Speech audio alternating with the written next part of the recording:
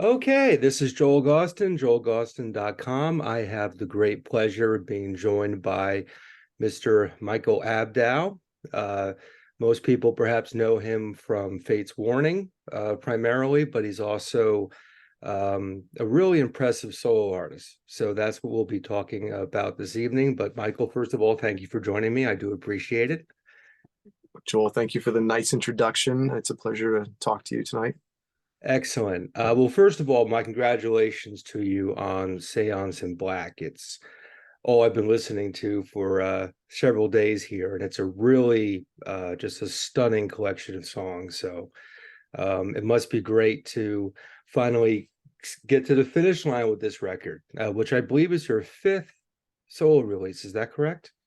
Yes, yeah, fifth solo record. Yeah, thank you so much. It's that sort of reception and you feeling that way about the music is it's kind of you described it as the finish line. It's kind of surreal because I've been working on the record for a while. Um Basically by myself, alone. And so like to have it out in the world and you hear it and you're into it, it's beautiful. It's cool. Excellent, excellent. And you mentioned you did the album yourself. Is that in a literal sense? Are you playing all the instruments, or did you have augmentation from other people along the way? Yeah, so it's funny, like the people involved in the record all the way through, I can count on one hand. The instrumentalists, the drummer who plays in my trio, my solo trio, Sean Denault, he played the acoustic drums on the record. And I played everything else. Excuse me. Um, and so mainly because I'm composing the music and I write on a variety of instruments, so I end up playing them. But acoustic drums, he's the man to go to. Um, and so yeah, and I recorded the record and mixed the record, and Simone Maloroni mastered the record from Damage Studio in Italy. Um, it was just the three of us in on it for a while. So Excellent. And I want to be clear, the album is very much its own thing musically. But when I listen to it, I hear some King Crimson in there. I also hear some Dixie Dregs in there as well. So I'm kind of curious if I'm close to the mark, off the mark. How close am I as far as sort of figuring out some of the inspiration here? well, it's probably in there. I've long had this theory, like you have like first generation influences and then second generation influences. What I mean by that would be like the people that I listen, and I love King Crimson, I love Steve Morse, Dixie Dregs. I listen to those bands, but I also listen to bands that were influenced by them. And so it kind of just spills over and spills over. And so um, as far as like direct influences, I'm not really conscious of anything like that as I'm writing. I can tell you what I'm listening to now that I'm excited about, but it doesn't really necessarily have anything to do with what I'm, writing. But I do love King Crimson and the Dregs. I'm a big Steve Morse fan for sure. So Excellent. What really fascinates me about the record when I listen to it is um, how much thought and creativity went into this music. There's a lot going on here. So I'm kind of curious, and I'm not sure if this is even a question that could be answered, but I'm going to ask it anyway. Um, how do you know when a piece is finished to the point where you can commit it to a record? The old saying is, projects never finished, they're just sort of abandoned. Because you're mixing so many things into these compositions, how do you know when it's at that point where, as a solitary piece, that particular song is ready to go and move on to the next process of being on a record? you just trust your feelings about it. That's really all it comes down to. So like what that looks like in the process, I guess, would be, you know, the title track Seance in Black. For a while that one evolved quite a bit. Um, and I had some stuff that I was writing and I came together and I was excited about it. Um, But at that moment, you're a little out of touch. It's very subjective because as the player, you know, you're excited about what you're hearing. Oh, I've never done this before, and that's really cool. But you really take a step back and then you say, you know, well, is it making me feel something? Or what is the point of this part? Or, you know, why is this part? I hear what it's trying to say. I hear what it's trying to be. I feel where it's coming from, but it's not quite communicating that. And that's when you get in, you start manipulating it and, you know, maybe bringing in some textures, or that's where the a lot going on piece starts to come together, I think. Um, and how do you know when it's done? It's like I said, you just trust your feeling when you listen to it and you feel fulfilled as, you know, as the composer, you feel fulfilled in like what you want to feel from each song or even each phase of the song. Um, you know, that's how you know. And, you know, that doesn't necessarily mean if you revisit it 5 years from now, you're going to feel that same thing. You might say, oh, those are still incomplete. But at some point, you know, in that moment, if you are feeling that, then that's when it's time to let it go and say, oh, that's done. I'm not going to mess that up. It's a beautiful thing. So, Right. Now, you know, things are different in terms of the accessibility of venues versus, say, a year or two ago. Um, are there plans at the moment to bring this material out live and do some performances as a solo act? yeah. So I have my, I think I might have mentioned I have my trio, my solo trio. Sean Denault played drums on the record, and Stephen Lanning Cafaro is a bass player out of Rhode Island who's incredible. Um, he would have been on, I know he would have loved to probably play, and I would have had him on the record, but just as a composer, and I love playing bass too. That's kind of something I needed to do on the record, just because it's a part of the writing of the record. Um, I just know exactly what I'm wanting to hear, and I can execute that. So that's why it's a bit of a tangent, but he's my bass player in my trio. I'm lucky to have both those guys. We've played a handful of shows past couple years in the Northeast, and we very much would love to play a lot more and tour. We just haven't quite gained the traction to do so yet. So, but that is a goal. Excellent, excellent. That would be great. I noticed on your Facebook a few days back, you had this really great post about, I guess it was the music outlet out in Connecticut had you listed on their board of upcoming releases, and you mentioned how it was a thrill to, you know, having been a kid going to the store and then seeing it up there on the wall. And I believe that's the only record store in the world right now that you know that will be carrying the record. So this is a completely independent endeavor that you're on with this record. Um, and a lot of ours are doing that these days, certainly. You know, and we're in this sort of quasi post-COVID world where things are challenging in a number of ways. What would you say are some of the greatest advantages, however, to going the route you've taken with this record, being independent and doing it mostly web-based and building an audience that way with your music? Yeah, that's interesting. The advantages are definitely just 100% artistic freedom, even right down to just song order. Um, because, for example, I've worked with on projects that had a label involved where it was, you know, artistic freedom, but because it was coming out on vinyl, we had to restructure the order of the songs. And to our to, you know, I'm not going to say which project it was, but um, it was not optimal necessarily artistically. But you know, you do what you got to do.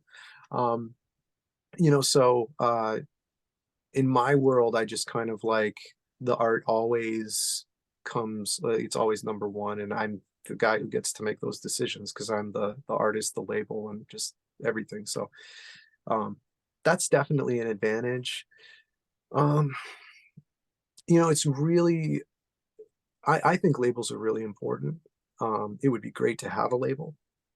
They there's so much music out there, and it's really difficult. Like I mentioned, touring was a goal. I'd love to have, label support and the ability to get on opening spots of tours more easily than just being an independent guy who the numbers aren't enough on YouTube to get there. You know what I mean? Mhm. Um, so it's tricky. It's definitely got its advantages, but labels are a huge help when it comes to releasing music for sure. Um, but when you do it yourself, you learn a lot more too of the ins and outs of all the facets of the moving parts. So that's a huge advantage too. Definitely. Um, my introduction to your work and your um, style of playing and your history as a musician came through Fates Warning. I actually interviewed Joey back in 2016. Um, I know you were obviously working with them at that point, and I guess it's been about 10 years now that you've been part of the Fates Warning family. Hmm. That's Yeah, that's true. 2013, October. 2013.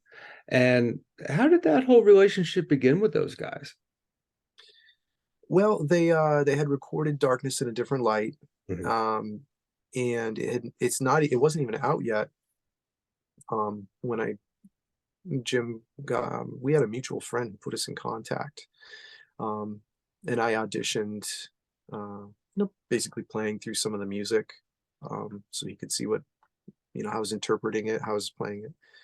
Um, and they needed someone because Frank Aresti was not able to tour for a long period of time at a shot. He works at Dunlop.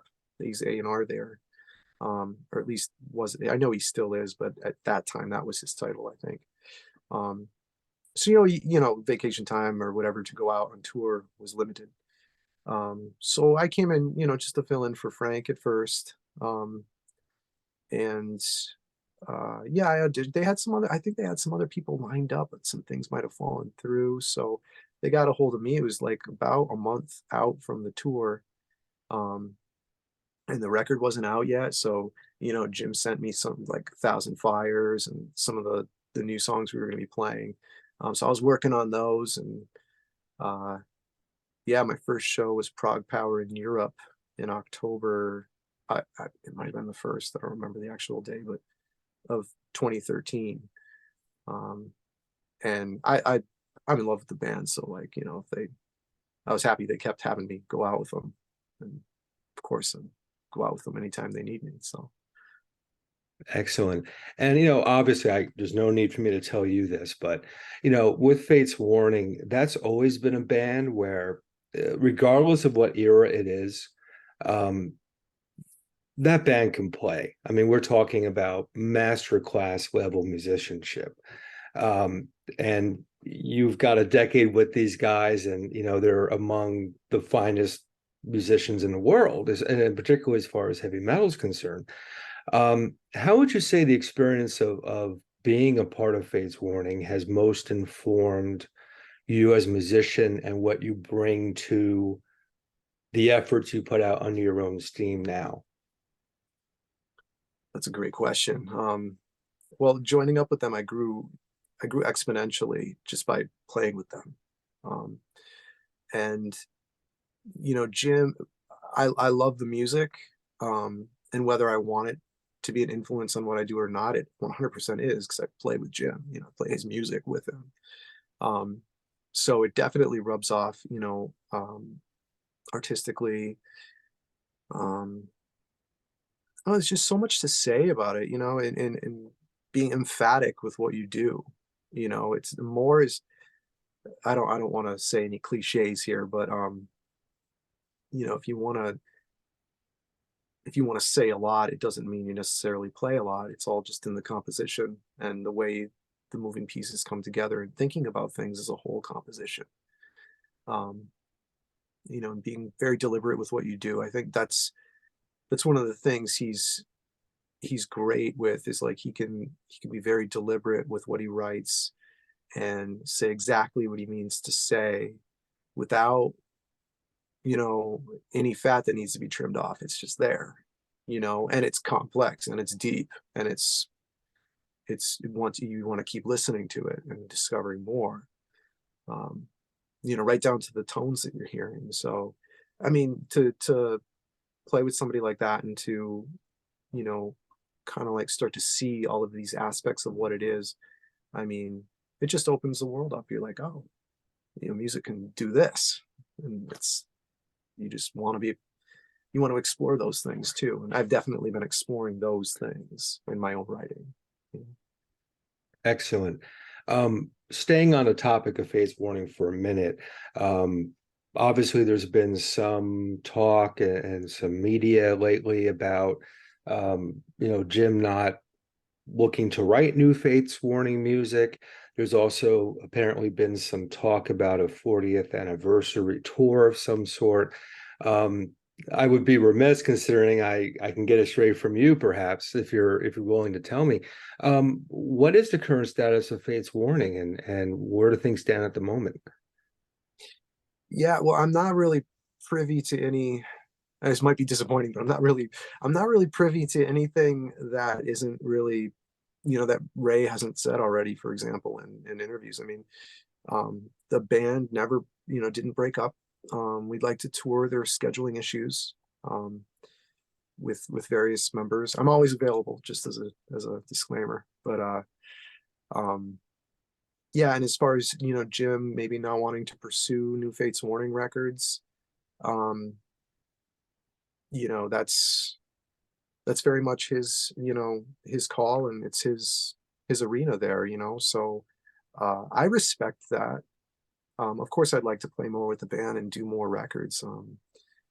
Uh, you know, I've got a lot of life in me, and not that they don't. I mean, Jim's writing a ton of music. All of the guys are writing a ton of music in different bands. Um, you know, but I also appreciate where he's coming from, where like everything he does is inspired. Um, so if he's not, you know, feeling a particular thing, he's not just going to do it just to do it. You know, he's going to say, well, you know, maybe I'm not speaking for him, but he's going to say, just be honest and say, well, I'm not interested in doing that right now. You know, and that's just the vibe that I get from it, and from what I've heard in interviews, and just from knowing him. You know, I totally respect, you know, what he wants to do. And, um, yeah, no, kind of disappointing. Nothing groundbreaking there to share, but we all still group text and we're all friends in the band. You know, we'd love to tour, but hopefully we can at some point. Maybe. Yeah, that'd be great. That'd be wonderful. Yeah. Back to the here and now for a moment. Obviously the record's about to be released, and there's a great vibe and a buzz around it. What does the rest of your 2023 look like as far as your pursuits musically and otherwise? Yeah. So I'm working, well, I'm promoting Séance in Black. You know, it's my priority right now, and I'm managing the release too. I'm, you know, effectively my own label. Um, so that's kind of that's encompassing most of my, you know, September, early October. I just started breaking ground on some new music with a drummer that I'm a big fan of, uh, who likes what I'm doing. I love what he's doing.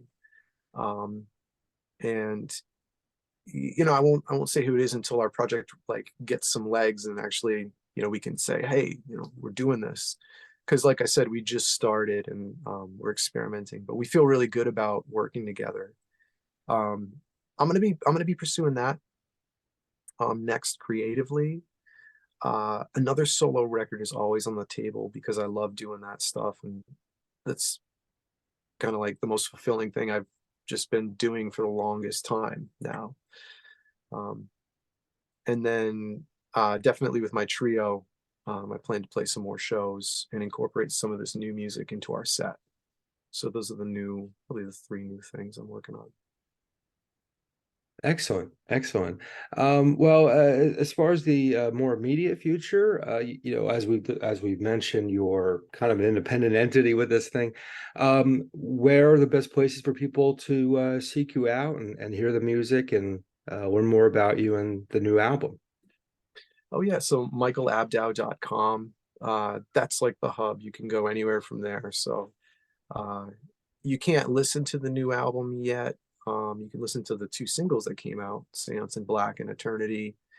Um, but as soon as October 6th rolls around, you'll be able to sample, listen to all the songs on Bandcamp.